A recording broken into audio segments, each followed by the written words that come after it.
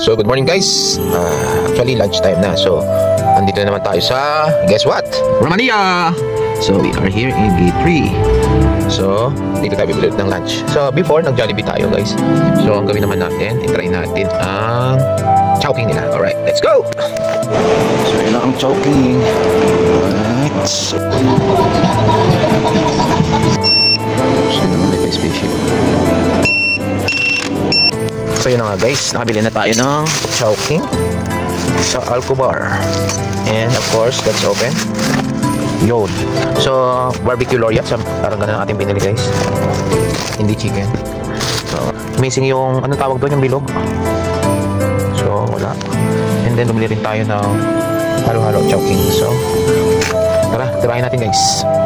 So, ang kanilang barbecue, medyo small. And, masarap naman. Ang kanin medyo dry.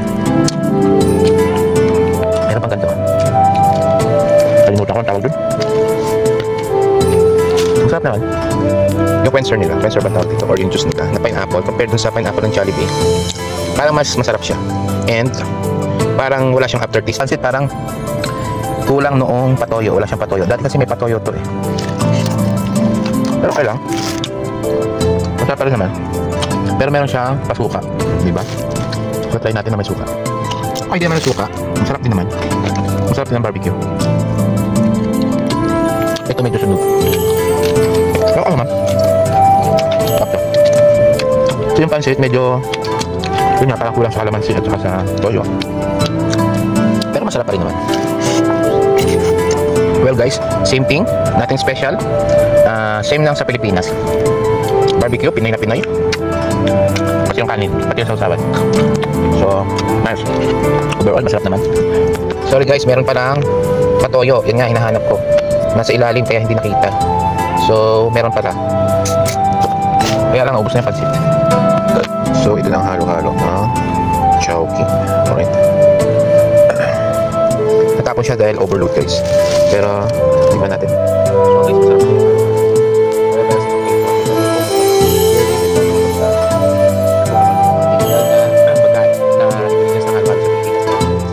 masarap.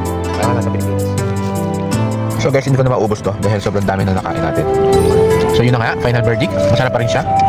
Actually, alam mo guys, Chowking is one of my favorite fast food chain noon. Kasi dahil dun sa kanyang mga combo, di ba, meron may pansit na, may ulam na, may kanin pa. Pero nowadays, di ba, lahat ng mga food chain ngayon, may mga combo meal na. So, hindi na siya ang favorite ko ngayon guys. Dahil may mga kalaban na siya. Na ang iba kasi mas masarap yung combo eh. So, pero okay naman pa rin siya.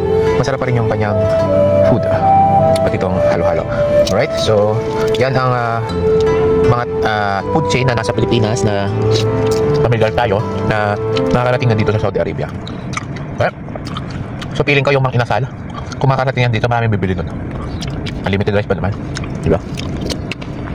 So that's it. Let's go home.